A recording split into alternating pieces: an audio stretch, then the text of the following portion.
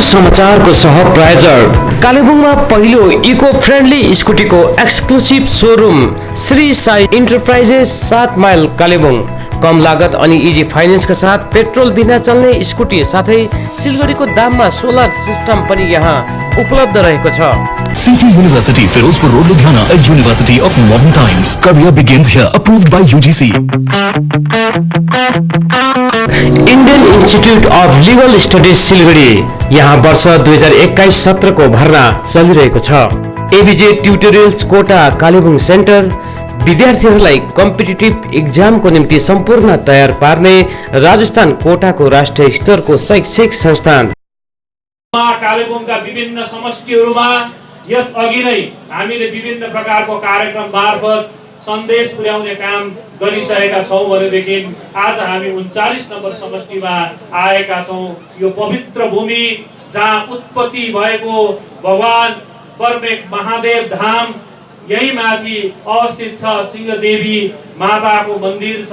यस मन्दिरलाई साक्षी राखेर आज जुन कुरा गोर्खा जनमुक्ति मोर्चाका संस्थापक अध्यक्षले व्यक्त गर्नुहुन्छ अनि पार्टीका नेतृत्वहरू हामी जे पनि कुरा भन्न लागिरहेका छौं त्यो कुरालाई तपाईहरुले सत्य यथार्थ कुराको रूपमा बुझेर आगामी भविष्यमा तपाईहरुले त्यस दिशातर्फ अग्रसर बनिदिनुहोस् भनेर हामी तपाईहरुलाई आग्रह गर्न चाहन्छौं।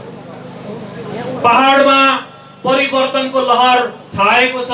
2017 पछाडिको जुन डामाडोल परिस्थिति थियो, एक किसिमको जुन प्रकारको उकुस मुकुस थियो, जुन प्रकारको संघर्षको इतिहास बोकेर संघर्ष गर्दै तपाईहरु आफ्नो जातीय अस्तित्व र अस्मिताको निम्ति लड्दा लड्दै भूमिगत भएर भित्रै बसेर उकुस मुकुस भएर बस्नु भएको थियो। त्यो व्यथा र कथा आज तपाईहरुको मन भित्र छ। त्यो संघर्षमा चालक दाजुभाइहरु होस्, श्रमजीवी होस्, हरेक तह हरेक तबकाका मानिसहरूले आफ्नो तह र तबकाबाट जुन योगदान पुर्याउनु भयो त्यो योगदान पुर्याएको एउटा छुट्टै यसको एउटा इतिहास छ। र तपाईहरुलाई आज हामी पहाड परिवर्तनको दिशातिर गइरहेको छ। अब अध्यक्ष महोदयको नेतृत्वमा पहाडले एउटा नयाँ समीकरण लिएर पहाड अघि बढेको छ। अब पहाडको भविष्य सुन्दर भविष्यको निर्माणतर्फ उहाँ अग्रसर बन्नु भएको छ भन्ने सुसन्देश लिएर आज हामी आएका छौं।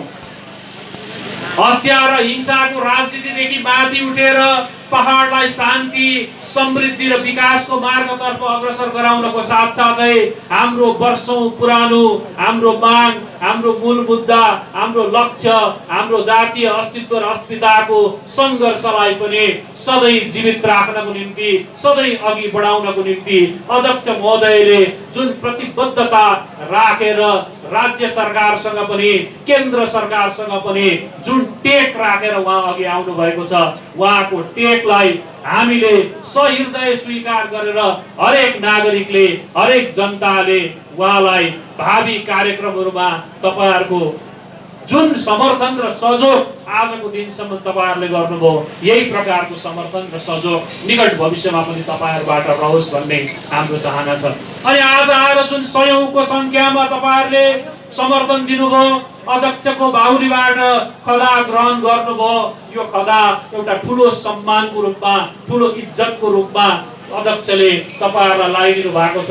अनि तपाईहरुको जिम्मेवारी, तपाईहरुको काँधमा एउटा जिम्मेवारी पनि थपिदिनु भएको छ। तपाई एकजना सचेत नागरिक भएको नातामा अब यो समाजलाई जगाउने, यो 39 नम्बर समष्टिका हरेक मानिसहरूलाई सजग र सचेत गराउने अनि आफ्नो मूल घर, मूल थलो अनि मूल अभिभावक हामी समक्ष आएपछि हाम्रो अभिभावकलाई हामीले सत्कार गरेर आदर गरेर उहाँको छत्रछायामा उहाँको विचार र आदर्श सोचलाई आत्मसात गरेर अब नयाँ दिशातर्फ हामी अघि बढ्नुपर्छ भन्ने कुरा लिएर आज हामी आएका छौं। गोर्खा जनमुक्ति मोर्चाको आजको विचार र आजको सोच भनेको पहाड र तराई डुवर्सलाई परिवर्तनको दिशातर्फ लैजाने एउटा नयाँ सोच र नयाँ विचार हो। यो नयाँ सोच र नयाँ विचारको कुरा गरेर अगाडि हाम्रो साथीहरूले जुन प्रकारको तानाशाही प्रवृत्ति सुरु गरेर जंगल राज सुरु भयो, त्यो जंगल राजको अन्त गर्नको निम्ति अब नयाँ सूर्यको किरण पहाडमा देखा परेको छ। तपाईहरु प्रत्येकको आङमा घाम लागोस् भन्ने एउटा सोच राखेर एक कर्मनिष्ठ एकजना योद्धा, पहाडको निम्ति सधैँ माया गर्ने एकजना व्यक्तित्व विमल गुरुङज्यू फेरि तपाईहरुको समक्षमा नयाँ राजनीतिक समीकरण लिएर आउनु भएको छ। र यो सिन्कोना बगानको यो भूमिमा म तपाईहरुलाई के आग्रह गर्न चाहन्छु भनेदेखि आजसम्म पनि श्रमजीवीहरूको हक, हित र सुरक्षाको निम्ति लडिदिने कोही पनि भएन। यो 3 वर्षको जुन डामाडोल परिस्थिति यहाँ थियो, यस समयमा पनि सिन्कोना बगानमा काम गर्ने ती श्रमजीवीहरूको हक, हित र सुरक्षाको निम्ति कसैले पनि आवाज उठाइदिएन। आज मासिक 5000 रुपैयाँमा, मासिक 5200 रुपैयाँमा यहाँका श्रमजीवीहरूले घर चलाइरहनु परेको विडम्बना, दुःख र कथा तपाईहरुको अगाडि छ। आमा बाबा, दाजुभाइ, दिदीबहिनीहरू, 5000 भन्दा धेरै श्रमिकहरू सिन्कोना बगानमा आजसम्म पनि आफ्नो भविष्य कहिले सुनिश्चित हुन्छ, हाम्रो भविष्य कहिले निर्माण हुन्छ, हामी कहिले हाम्रो आङमा पनि घाम लाग्छ भन्ने सोच राखेर तपाईहरु बसिरहनु भएको छ। अनि सिन्कोना उद्योगको कुरा गर्ने हो भने नेताहरूले ठुलठुला कुरा गरेर गएको इतिहास छ, तर सिन्कोना उद्योगलाई यसलाई पुनर्जीवित गरेर सिन्कोना उद्योग आज विश्वमै मानिएको, विश्वकै धरोहरको रूपमा मानिएको यो सिन्कोना उद्योगलाई बढावा दिने दिशामा आजसम्म पनि जुन प्रकारले काम भएन, त्यसको प्रतिफल श्रमजीवीहरूले, श्रम गरेर खाने मानिसहरूले त्यो वेदना, त्यो दुःख, त्यो कष्ट आजसम्म पनि सहिरहनु परेको छ। 5000 मानिसहरूको जीवन भनेको कम होइन अनि 5000 परिवार भनेको कम्ती होइन। त्यो परिवारसँग आश्रित मानिसहरू, ती परिवारसँग जोडिएका परिवारका सदस्यहरूको स्वास्थ्य सेवा के भइरहेको होला, ती नानीहरूले कसरी पढ्दै होलान्, कसरी कुन स्कुलमा गएर आफ्नो उच्च शिक्षा हासिल गरिरहेका होलान् भन्ने सोच राख्ने व्यक्ति आज ननिस्किएको कारणले गर्दा आज यो अवस्था, यो डामाडोल परिस्थितिमा सिन्कोना बगानका मानिसहरू, वनबस्तीका मानिसहरू, चिया बगानका मानिसहरू बसोबासो गर्नु परिरहेको छ। अनि त्यो उद्योगलाई ट्रेड युनियनहरूको माध्यमबाट विभिन्न प्रकारको संगठनहरू बनाएर केवल भोट ब्याङ्कको रूपमा प्रयोग गर्ने, केवल भोटको समयमा मात्र भोट हाल्न लगाउने मसिनको रूपमा प्रयोग गर्ने काम तपाईहरुलाई गरियो। तर यहाँनिर के भयो, उच्च वर्गका मानिसहरू, सम्पन्न वर्गका मानिसहरूले आफूलाई चाहिँ अझै माथि लाने, धनीहरू धनी भएकै, गरिबहरू तल्लो दर्जामा बसेकै त्यो तल्लो स्तरबाट, त्यो 5000 जीवनबाट, त्यो 5500 रुपैयाँ मासिक वेतनको रूपमा पाएको एउटा पारिश्रमिक पाए अरु तपाईहरुले के पाउनु भयो? टी गार्डनमा काम गर्ने श्रमिकहरू, वनबस्तीमा बस्ने मानिसहरू अनि सिन्कोना बगानमा बसोबासो गर्ने मानिसहरूलाई केवल भोट ब्याङ्कको रूपमा प्रयोग गर्ने काम मात्र भयो। अब त्यो अन्यायको विरुद्धमा हामी उठेर लड्नुपर्छ। हामी श्रमजीवीहरूले लड्नुपर्छ। सामन्ती शोषकहरूले तपाईँ र मलाई जुन अन्याय गरेका छन्, जुन अत्याचार गरेका छन्, तपाईँ र मेरो खटी खाने, कामदारी खोसेर लाने ती सामन्ती शोषकहरूको विरुद्ध अब तपाईँ र म उठ्नुपर्छ। हाम्रो आवाज जनताको आवाज हो। त्यही जनताको आवाज बोकेर आज अध्यक्ष विमल गुरुङ यहाँ तपाईहरुको अगाडि आउनु भएको छ। अध्यक्ष विमल गुरुङ भनेको जनताको आवाज हो, जनताको भोइस हो।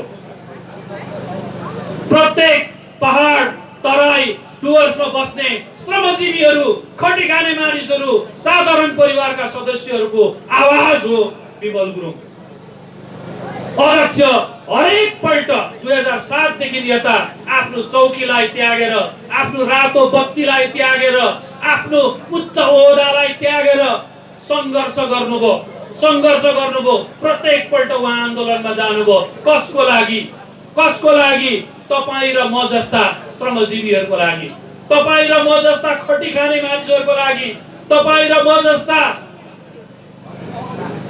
श्रम शोषित भएर पनि बोल्न नसकेका हुतिहारा व्यक्तिहरूको निम्ति अध्यक्ष निस्किनुभयो। हाम्रो आवाज थुन्ने काम भयो।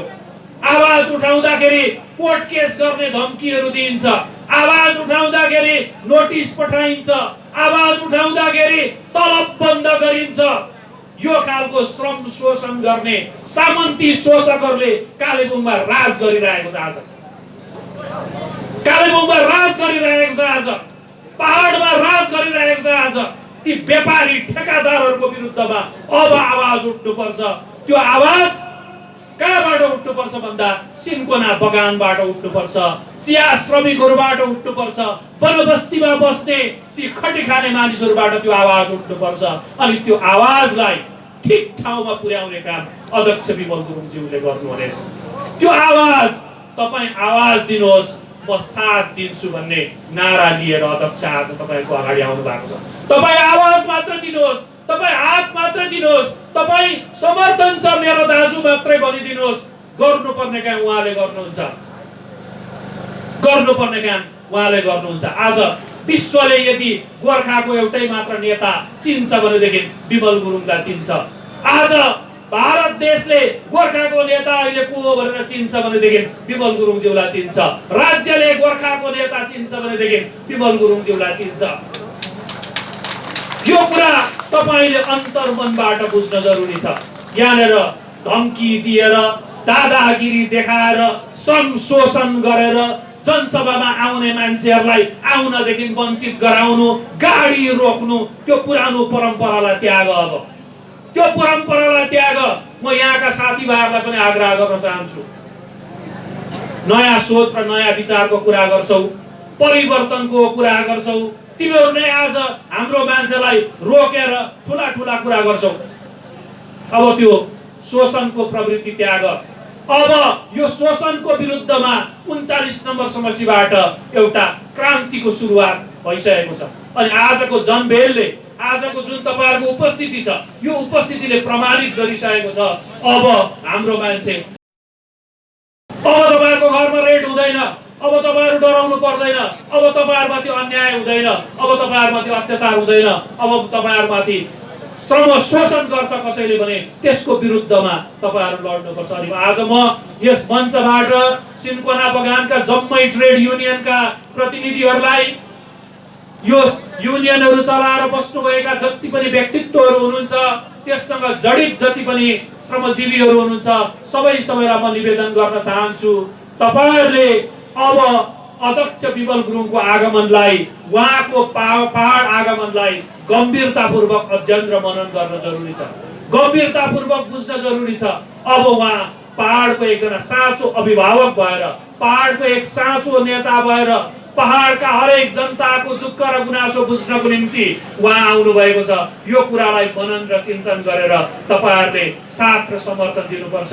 यही प्रकारको साथ र समर्थन तपाईहरुको जारी रहोस्। निकट भविष्यमै केही महिनापछि नै पहाडको निम्ति एउटा उज्जवल भविष्य तयार हुनेछ। त्यस दिशामा बौद्धिक जमातले काम गरिरहेको छ अनि अध्यक्षले काम गरिरहनु भएको छ र यो परिवर्तनको शङ्ख घोष गर्नको निम्ति हामी आएका छौं। अब त्यो पुरानो पद्धतिलाई त्यागेर, अब त्यो शिशिरको पतझडलाई त्यागेर अब वसन्तको आगमन भएको छ भन्नको निम्ति हामी आएका छौं।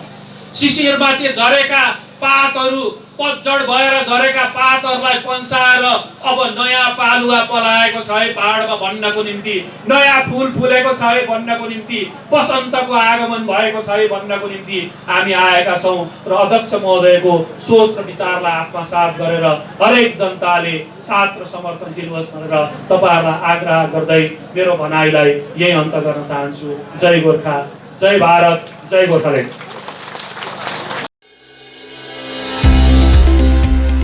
कालेबुङमा आइपुग्यो इको फ्रेन्डली स्कुटी।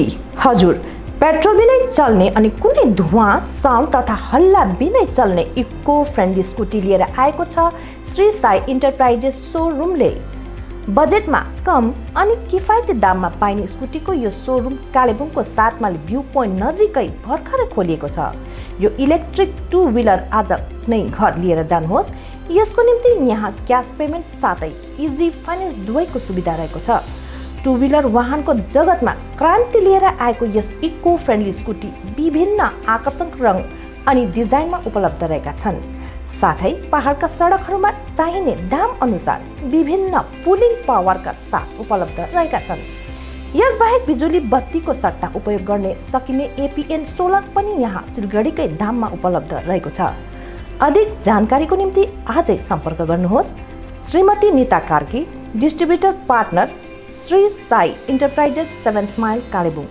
सम्पर्क नम्बर 9679292356 अथवा 954750732 Shri Sai enterprises 7th mile Kalimpong.